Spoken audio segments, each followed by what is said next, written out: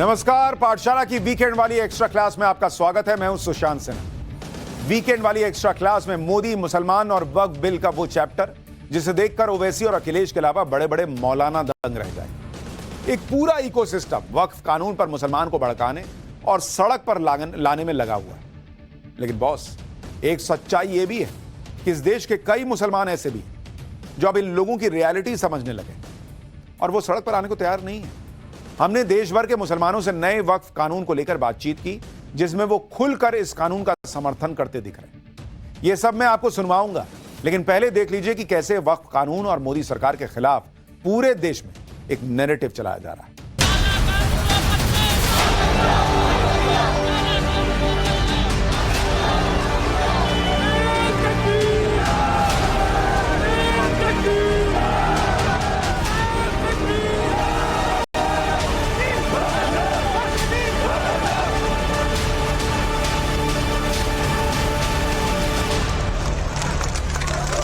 हिंदुस्तान की सरकार हिटलर फरमान लाए हैं कि हिंदुस्तान के मुसलमानों के ऊपर में उनकी वक्फ की जमीनों को छीनने का काम करेंगे। हमें हमारा हक चाहिए, हमसे हमारा हक छीना जा रहा है। मुसलमान को टारगेट किया जा रहा है, मुसलमान को निशाना बना जा रहा है। छावनी बना दिया, क्यों? हमारी आवाज नहीं उठेगी? हमारी आवाज नहीं है।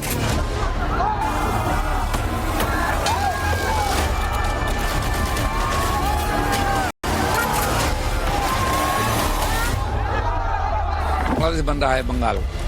यहाँ हमास का झंडा, फिलिस्तीन की झंडा दिखाई देगी, पाकिस्तान की झंडा दिखाई देगी, लेकिन रामनवमी का झंडा गाड़ी से उतार दिया जाएगा।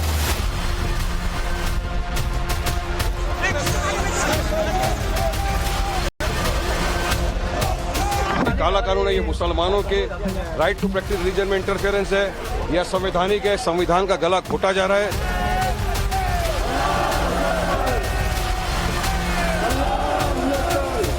आप मेजोरिटी में आए, इसका मतलब ये नहीं कि आप मेरा घर कब्जा कर लीजिएगा। कब तक बिल नहीं करेंगे, कब तक हम लड़ते रहेंगे।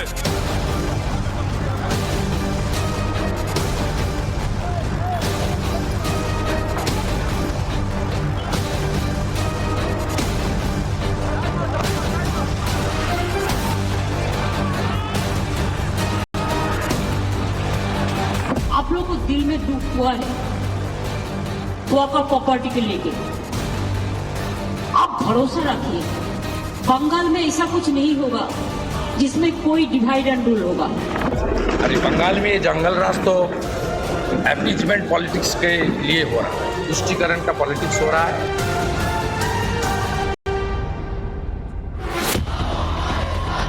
सियासी मैदान में खाली हाथ है तो हंगामा कर, जो कानून बराबरी का बने तो जुल्मो सितम का ड्रामा कर। सदियों चला है दौर तुष्टीकरण का, जो मलाई हाथ से फिसले तो अराजकता से इकरारनामा कर। वक्फ बिल पास क्या हुआ, वक्फ पर एक तरफा कानून पर प्रहार क्या हुआ, भाईजान हत्थे से उखड़ गए। ममता के बंगाल की 4 तस्वीरें अर्ज हैं, जरा मुलाहिजा फरमाइए।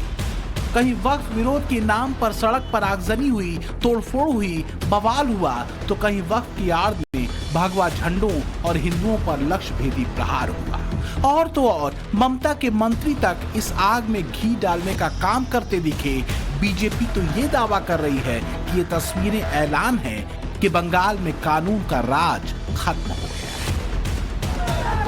बीजेपी ये भी दावा कर रही है कि पश्चिम बंगाल को ढाका बनाने की कोशिश शुरू हो गई है। ये दावे इसलिए हो रहे हैं क्योंकि वक्फ कानून के विरोध में हो रहे हिंसक प्रदर्शनों को ममता सरकार का मौन समर्थन मिला। तो क्या बंगाल वक्फ कानून के खिलाफ विरोध प्रदर्शन का एपिसेंटर बनता जा रहा है? ये आज हम लोग जो बार बार बोल रहे हैं, ये पश्चिम बांग्लादेश बन रहा है बंगाल। यहाँ हमास का झंडा, फिलिस्तीन की झंडा दिखाई देगी, पाकिस्तान की झंडा दिखाई देगी, सीरिया की झंडा, आईएस का झंडा दिखाई देगा, लेकिन रामनवमी का झंडा गाड़ी से उतार दिया जाएगा। कोलकाता क्या पाकिस्तान, बांग्लादेश ढाका हो गया क्या? सीरिया अफगानिस्तान हो गया क्या? ममता बनर्जी यही करना चाहती है। हम इस बार बंगाल में जो रामनवमी का इतना बड़ा शोभा यात्रा निकला, इसी का डर से इसका खिलाफ ये सब हुआ। नए वक्फ कानून पर कुछ कट्टरपंथी मौलानाओं और उनके कारकुनों के तन बदन में आग क्यों लगी हुई है? क्यों हम कह रहे हैं कि मलाई हाथ से फिसली तो बेचैन हो उठे, ये आपको बाकायदा सबूतों के साथ बताएंगे, पर उसके लिए थोड़ा इंतजार करना पड़ेगा आपको। पहले तो हाले आगरा देखिए, जहां घटी एक बेहद शर्मनाक और संवेदनशील घटना ने ये बता दिया कि मुसलमान भाइयों को भड़काने की गहरी साजिश किस तरह रची जा रही है। शुक्रवार को आगरा की जामा मस्जिद के बाहर लोग आक्रोशित थे। लोगों का आक्रोशित होना लाजमी भी था, क्योंकि सुबह जब नमाजी जुमे की नमाज के लिए पहुंचे तो उन्हें हौज के पास बोरे में एक जानवर का सिर मिला। ये तो गनीमत थी कि आगरा पुलिस ने इस बेहद संवेदनशील मामले को गंभीरता से लिया और फौरन सीसीटीवी की छानबीन करते हुए आरोपी नजरुद्दीन तक पहुंच गई और उसे गिरफ्तार कर लिया। मामला भड़कने से पहले संभल गया, लेकिन इस घटना ने यह साफ कर दिया कि देश के मुसलमानों को भड़काने और उकसाने में कुछ लोग जी जान से लग चुके हैं। कौन है जो मुसलमानों को भड़का रहा है? वक्फ कानून को लेकर गलतफहमी फैला रहा है, उत्तेजक भाषणों के जरिए अफवाह फैलाई जा रही है। कहीं ये वो लोग तो नहीं जो वक्फ की संपत्ति पर मलाई काट रहे थे, जो गरीब और पिछड़े मुसलमानों का हक मार रहे थे, क्योंकि संशोधित वक्फ कानून पिछड़े मुसलमानों और गरीब बेवा औरतों के पक्ष में वक्फ संपत्ति के उपयोग को सुनिश्चित करता है। आगरा में फिलहाल शांति है। पुलिस की सतर्कता और मुसलमानों की समझदारी से माहौल बिगड़ने से बच गया, वरना आग भड़कने में देर नहीं लगती। देखिए, जैसे हालात चल रहे हैं, आगरा शांत है बिल्कुल। किसी मामले में मुस्लिम समुदाय ने कभी कोई पहल नहीं की है अभी तक, चाहे एनआरसी हुआ हो, सीए हुआ हो, वक्फ का हुआ हो, अभी तक कोई भी आगरा शहर के अंदर कुछ ऐसा नहीं हुआ है। क्या पता कि मतलब उसको कि मुस्लिम समाज क्यों बैठा हुआ है, क्यों नहीं निकल के आ रहा है, या तो ये हो सकता है या फिर और कोई कॉन्स्पिरेसी हो सकती है किसी भी तरीके की।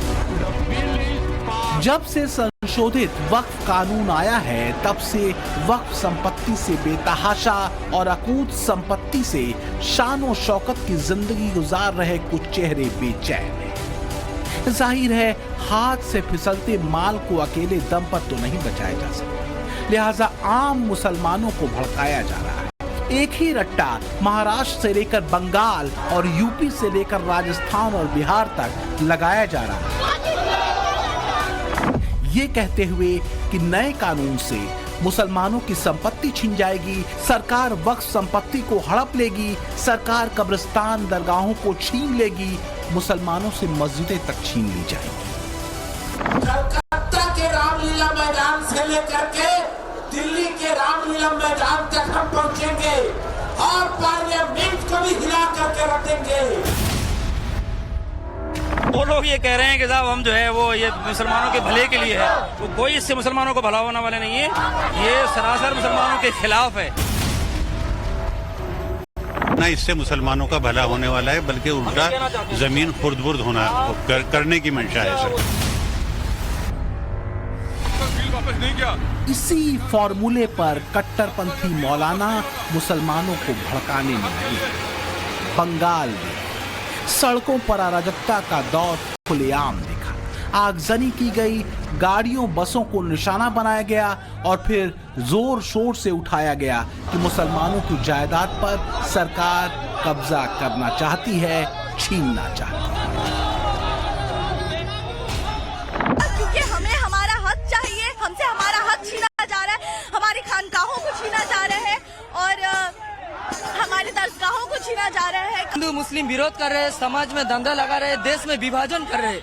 इस विभाजन के खिलाफ डॉक्टर बी आर अम्बेडकर के संविधान के ऊपर आस्था लेने के लिए हम लोग ये प्रोटेस्ट चला रहे हैं। मुस्लिम लोगों को तोड़ने के लिए, मुस्लिम लोगों को जलील करने के लिए ये जो केंद्र सरकार है एक एक्ट पास किया है, इससे हम लोगों का बहुत दिक्कत होगा। कभी कभी अंधेरे कुएं में रहने के जोखिम उठाने पड़ते हैं। कट्टरपंथी मौलानाओं के लिए यही अंधेरा उम्मीद बन जाते हैं अपने जहर को उतारने के। वक्फ कानून के विरोध के नाम पर गहरे झूठ से भरा ऐसा ही जहर मौलानाओं की जमात और वोट बैंक पर न्यौछावर नेता आम मुसलमानों के बीच उतारने में लगे। संशोधित वक्फ कानून के खिलाफ आग लगाई जा रही है और ऐसा लगता है जैसे बंगाल में तो खुली छूट ही दे दी गई सरकार की तरफ से कि जो करना है करो, जिस हद तक जाना है जाओ, क्योंकि इस साल बंगाल में इंद्र का सिंहासन हिल रहा है। और माइनॉरिटी लोगों को हम एक बात कहते हैं, देखिए आप लोगों को दिल में दुख हुआ है वॉकआउट प्रॉपर्टी के लेके, आप भरोसा रखिए बंगाल में ऐसा कुछ नहीं होगा जिसमें कोई डिवाइड एंड रूल होगा। आप लोगों ने ये मैसेज दीजिए कि सबको एक साथ में रह के बचना है, जियो और जीने दो। इसके लिए बेसमाल होने का बात नहीं है। किसी भी कानून पर लोगों के अपने विचार हो सकते हैं, विरोध भी हो सकता है, कोई दिक्कत नहीं है। लेकिन कोलकाता की मुख्यमंत्री ममता बनर्जी तो यहां तक कह रही है कि पश्चिम बंगाल में नया वक्फ कानून लागू ही नहीं करेंगे। कैसे नहीं होगा भाई, केंद्र से बना हुआ कानून। सड़क पर उतरने वालों की वो पीठ थपथपा रही है, उनके मंत्री लोगों को विरोध करने के लिए उकसा रहे हैं, उसकी अगुवाई कर रहे हैं। लेकिन सवाल है कि इन सबसे हासिल क्या होगा? जिस कानून को बहुसंख्यक मुसलमान खुद के लिए बूस्टर समझ रहा है, उसे आपके फ्लॉप कह देने से क्या हो जाएगा? क्या केंद्र सरकार के बनाए कानून को कोई राज्य सरकार अपनी मनमर्जी से रोक सकती है क्या? देखिए, आपको सब समझ में आ जाएगा इस रिपोर्ट। बंगाल के मुर्शिदाबाद की तस्वीरें देखिए, ये किसी खत के लिफाफे की तरह है। इसे देखकर आपको खत के मजमून का अंदाजा मिल जाएगा। मुर्शिदाबाद में पिछले 3 दिनों से विरोध के नाम पर हिंसा हो रही है, लेकिन शुक्रवार को तो मुर्शिदाबाद जल ही उठा। जुमे की नमाज हुई, शांति का पाठ हुआ और फिर अद्भुत अमन शांति से भरी भीड़ जगह जगह आगजनी करते नेशनल हाईवे पर उतरी। जो भी सामने आया उसे आग के हवाले कर दिया। पहले सड़क पर खड़ी गाड़ियों पर अमन का पैगाम उतरा, फिर अमन की आगजनी का दौर शुरू हो गया। सरकारी बसों को आग के हवाले कर दिया गया, ट्रक और बाइकों को जला दिया।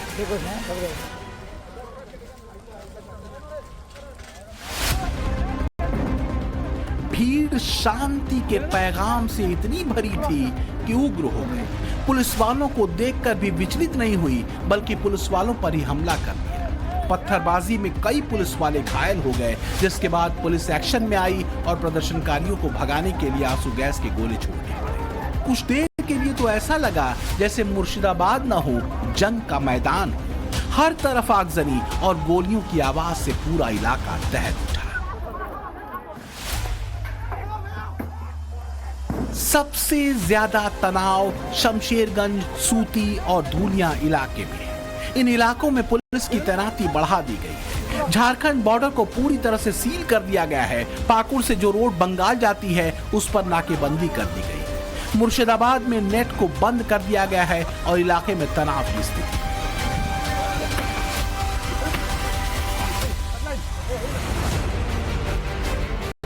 अब आप ये कहेंगे कि ममता के मंत्री क्या कर रहे थे? उनकी जिम्मेदारी तो बड़ी थी, अमन चैन कायम करना उनकी जिम्मेदारी थी। तो वो एक मजलिस में ये बता रहे थे कि कोलकाता किस किस तरीके से ठप किया जा सकता है। कोलकाता के यदि बोलताम जैम करबो तो 50টা জায়গায় 2000 করে বসে যেতাম। সেটা এখন হয়নি, পরে কিন্তু হবে। বলে করব, বলে প্রথমে জেলাকে একটু টাইট করি, তারপরে কলকাতার 50টি জায়গায় 10,000 হলে কত লাগবে? বাস এরা আসবে কলকাতায় বসে চিড়ে গুড় পানি বাতাসা মুড়ি খাবে আর একটু বসবে, কিচ্ছু করতে হবে না। हाल सिर्फ बंगाल का ऐसा नहीं है। बिहार, महाराष्ट्र और राजस्थान में भी वक्फ कानून के नाम पर भड़काने उकसाने की साजिश सड़कों पर उतारी गई। लेकिन मुसलमानों को ठहर कर सोचना तो होगा कि वाकई उनकी बेहतरी के लिए रास्ते कौन बना रहा है। जो समझदार हैं वो ऐसे प्रदर्शनों से दूर हैं। जो बखूबी जानते हैं कि सरकार की नीयत वक्फ कानून में संशोधनों के जरिए वास्तव में मुसलमानों को ही फायदा पहुंचाने की है। समर्थन इस तरह से है कि एक सकारात्मक काम होना चाहिए। आज सरकार जो कदम उठा रही है, ये कदम बहुत पहले पिछली सरकारों और हमारे मजहबी लीडर और समाजी लीडर जो मुस्लिम हैं, उनको मुस्लिम समुदाय की का गरीबी और पिछड़ापन और दुर्बलता पे उनको पे नजर होनी चाहिए। मुसलमानों में पसमानदा मुस्लिम सामाजिक, आर्थिक, राजनीतिक और शैक्षणिक रूप से काफी पिछड़े हैं। मुस्लिम वोट बैंक पर दावेदारी करने वाली कथित सेकुलर पार्टियों और वक्फ बोर्ड में काबिज मुसलमानों के ठेकेदारों ने क्या वाकई मुसलमानों का भला किया? ना तो वक्फ बोर्ड ने और ना ही पिछली कथित सेकुलर सरकारों ने 85% पसमानदा मुसलमानों के बारे में सोचा, विचारा। उनको उनके हाल पर छोड़ दिया गया। यहां तक कि मुसलमानों की बेहतरी के लिए दिए गए सच्चर कमेटी के सुझावों तक को रद्दी की टोकरी में डाल दिया गया। सच्चर कमेटी की सिफारिशों पर गौर करिए जरा। इसमें पिछड़ेपन से जूझ रहे मुसलमानों की बेहतरी के लिए मदरसों का आधुनिकीकरण करने का सुझाव दिया गया था। मदरसों को हायर सेकेंडरी बोर्ड से जोड़ने की बात कही गई थी। मुस्लिम महिलाओं को माइक्रो लोन की सुविधा देने की बात कही गई थी और वक्फ संपत्तियों के बेहतर इस्तेमाल करने का भी सुझाव पिछली सरकारों को दिया गया था, लेकिन एक भी सुझाव नहीं माना गया। सच्चर कमेटी ने सीधा सीधा ये कहा है कि प्राथमिकता महिलाओं और बच्चों को दिया जाना चाहिए। हम आज का जो बिल आपके सामने में पेश कर रहे हैं, ये उसी सच्चर कमेटी का रिपोर्ट के अनुसार 100% हम यहाँ आपके सामने में लाया जा रहा है। सवाल यह है कि मुसलमानों का रहनुमा बनने वाली कथित सेकुलर कांग्रेस सरकार ने तब इन सिफारिशों को लागू क्यों नहीं किया और किसके दबाव में नहीं माना? सवाल है क्यों? क्योंकि मदरसे आधुनिक होते तो कट्टरपंथी पढ़ाई के बजाय बच्चे विज्ञान और दूसरे मॉडर्न विषय पढ़ते। मुस्लिम महिलाएं आत्मनिर्भर बनती तो अधिकारों की बात करती। वक्फ संपत्ति का बेहतर इस्तेमाल होता तो मौलानाओं और कट्टरपंथी नेताओं की आमदनी खत्म हो जाती।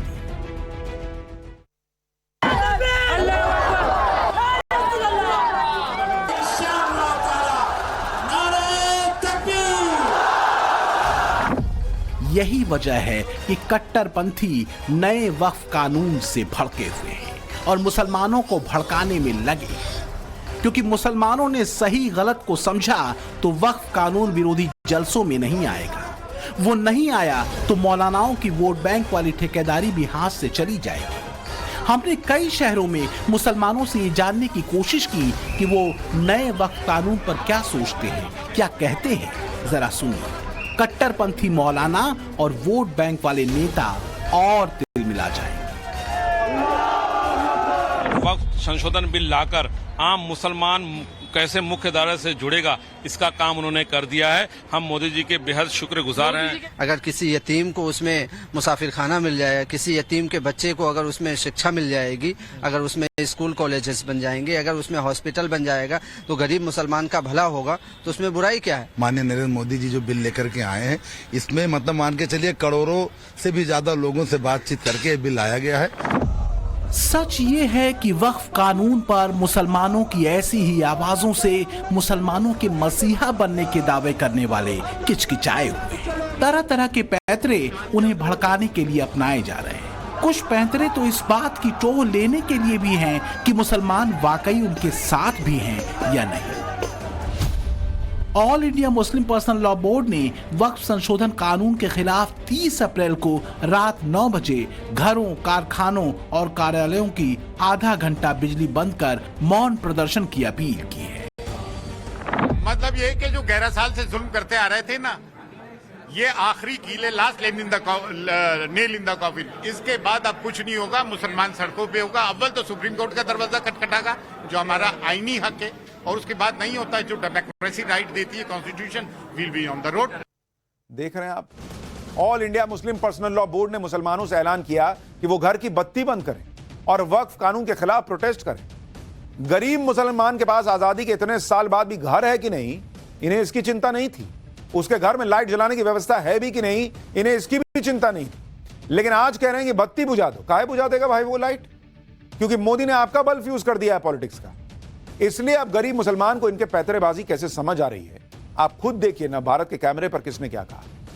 मोदी जी का जो सब नारा है, सबका साथ, सबका विकास, सबका प्रयास, हर गरीब को मिलेगा, वंचित को मिलेगा। ये भूमाफियों का कब्जा था, वक्फ बोर्ड की जमीन से उनको छीना जाएगा और सभी गरीबों को, पीड़ितों को मिलने का। आज क्या फायदा है मुसलमान का वक्फी जमीनों से?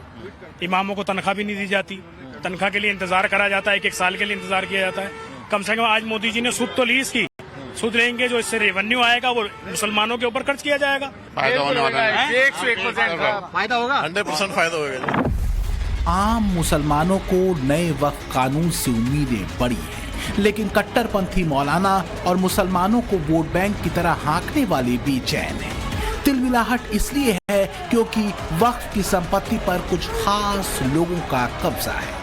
हाथ कंगन को आरसी क्या, मध्य प्रदेश वक्फ बोर्ड की तस्वीर देख लीजिए। टाइम्स नाउ नवभारत के पास मौजूद दस्तावेज बताते हैं कि मध्य प्रदेश में कथित सेकुलरिज्म का झंडा बुलंद कर वक्फ संपत्तियों की मलाई कांग्रेस नेता काट रहे। कुछ बानगी देखिए, इससे वक्फ के कुएं में घुली भांग का अंदाजा हो जाएगा। ये भी पता चलेगा कि आखिर कथित सेकुलर खेमों और उनके लिए वोट बैंक जुगाड़ने वाले मौलानाओं की नींद क्यों उड़ी। पहला नाम है रियाज खान का। मध्य प्रदेश कांग्रेस के नेता हैं। वक्फ बोर्ड का 7 करोड़ 11 लाख रुपया बकाया है। दूसरा नाम है सागर के रहने वाले काजी अल्ताफ अब्बासी का, जो कांग्रेस के ही नेता हैं। वक्फ का इन पर 1 करोड़ 84 लाख रुपया बकाया है। तीसरा नाम है इंदौर के कांग्रेस नेता मोहम्मद इकबाल खान का, जिन पर वक्फ का 1 करोड़ 19 लाख रुपया बकाया है। वक्फ बोर्ड की तरफ से बार बार नोटिस भेजे जाने के बाद भी बकाया ये दबा कर बैठे। ऐसे एक नहीं कई हैं। ये हाल तब है जब शासन बीजेपी का है मध्य प्रदेश में। सोचिए कांग्रेस के दौर में वक्फ संपत्तियों का क्या हाल ये करते होंगे। देखिए, नए कानून के बाद हमने 2000 से ज्यादा लोग ऐसे चिन्हित किए हैं जिनको हम नोटिस देने वाले हैं और बहुत जल्द नोटिस देने वाले हैं। और नोटिस में भी हम इनसे आग्रह कर रहे हैं कि आप अवैध रूप से अगर हमारी संपत्ति पर बैठे हैं, आप हमारा अपना कब्जा छोड़िए और वरना हमारे वैधानिक रूप से किराएदार बन जाइए। और अगर ये दोनों आप नहीं करते हैं तो नए नियम के तहत आप पर कानूनी कार्रवाई की जाएगी। और मुझे लगता है कि ये बड़ी संख्या में जो लोग बैठे हैं, ये तो पहला इसका फेस है कि 2000 लोगों को दे रहे हैं हम, उसके अगली भी हम नेक्स्ट फेस में फिर नए लोगों को देंगे। तो ऐसे तमाम लोगों से वक्फ की संपत्तियों को रिक्त कराना और या उनको वैधानिक रूप से किराएदार बनाना, और जो बड़ी किराएदारी से पैसा आएगा उस पैसे को सही उपयोग करना, वाकिफ की मंशा के अनुसार दानदाता की ने जिस उद्देश्य से ये संपत्ति वक्फ की थी उस उद्देश्य की पूर्ति करना, यही अब वक्फ बोर्ड का काम है। और पहले भी ये काम था, लेकिन कहीं ना कहीं वक्फ बोर्ड के जो लोग थे वो इससे भटके हुए थे। और वो जो भटके हुए थे, जो अपने निजी मफाद पूरे कर रहे थे, निजी फायदे अपने पूरे कर रहे थे, अब उन पर अंकुश लगेगा और हम लोग इसको सही उपयोग इसका करेंगे। मध्य प्रदेश वक्फ बोर्ड ने ऐसे करीब 2000 बकायेदारों की फहरिस्त तैयार की है जिन्हें नोटिस दिए जा रहे हैं। वक्फ बोर्ड का दावा है कि वक्फ की संपत्तियों पर ज्यादातर कब्जे कांग्रेस से जुड़े नेताओं या उनके समर्थित लोगों के हैं और वक्फ की करीब 90% जमीन पर अवैध कब्जा है। मैं इस समय वक्फ बोर्ड के दफ्तर के बाहर ही मौजूद हूँ। हमारी थोड़ी देर पहले जब वक्फ बोर्ड के अध्यक्ष डॉक्टर सनोवर पटेल से बात हुई तो उनका कहना यह है कि 2000 से ज्यादा लोगों को नोटिस तामील कराए जा रहे हैं। खास बात यह है कि इन 2000 लोगों में अधिकतर कांग्रेस पार्टी के बड़े नेता या फिर कांग्रेस पार्टी के जुड़े हुए लोग शामिल हैं। इसके अलावा कई ऐसे लोग हैं जो कांग्रेस समर्थित हैं। ये दावा इसलिए किया जा रहा है क्योंकि पिछले कुछ वक्त में वक्फ बोर्ड में जो पदाधिकारी रहे वो कांग्रेस पार्टी से जुड़े रहे और इसीलिए इस पार्टी से जुड़े लोगों और इनके पदाधिकारियों के पास ही अधिकतर वक्फ की संपत्ति है जिसका लंबे समय से भुगतान नहीं हुआ है या किराया नहीं दिया गया है। तो ऐसे में इन लोगों को नोटिस देकर इन जमीनों को या तो खाली कराया जाएगा या फिर जो बकाया पैसा है उसको वसूला जाएगा। यही बात अब सेकुलरिज्म के नाम पर वोट बैंक की सियासत करने वालों या उनके साथ खड़े रहने वालों को खटक रही है, क्योंकि संशोधित वक्फ कानून में नुमाइंदगी पहले जिनकी नहीं थी अब उन्हें जोड़ा गया है। आगा खानी, बोहरा, पसमानदा, पिछड़े मुसलमान और मुस्लिम महिलाएं, इन्हें वक्फ बोर्डों में सही से प्रतिनिधित्व नहीं मिलता था। अब वक्फ कानून में हुए बदलाव के बाद मुस्लिम तबके के हर वर्ग को इसमें प्रतिनिधित्व मिलेगा। अब सवाल यह है कि आगा खानी, बोहरा, पसमानदा, पिछड़े मुसलमानों और मुस्लिम महिलाओं को अगर नुमाइंदगी मिलेगी तो इससे क्या होगा? इसका नतीजा यह होगा कि पिछड़े मुस्लिमों को वक्फ संपत्ति का लाभ मिल सकेगा, विधवा या तलाकशुदा मुस्लिम महिलाओं को इसका लाभ मिलेगा। वक्फ की संपत्ति से पसमानदा मुसलमानों का भला होगा, गरीब मुस्लिम परिवारों के बच्चों को वक्फ का लाभ मिलेगा। लेकिन ये तभी होगा जब कट्टरपंथियों और भड़काऊ मौलानाओं और सियासी पार्टियों से दूरी बनाकर बिना इनकी बातों में आए वक्त इस कानून के इम्प्लीमेंटेशन को दिया जाएगा। और ये तय है कि थोड़े इंतजार के बाद वक्फ कानून पर फैलाई जा रही अफवाह झूठी साबित होगी और देश के मुसलमानों के हिस्से में उम्मीद की नई किरण जागेगी। ब्यूरो रिपोर्ट, टाइम्स नाउ, नव भारत।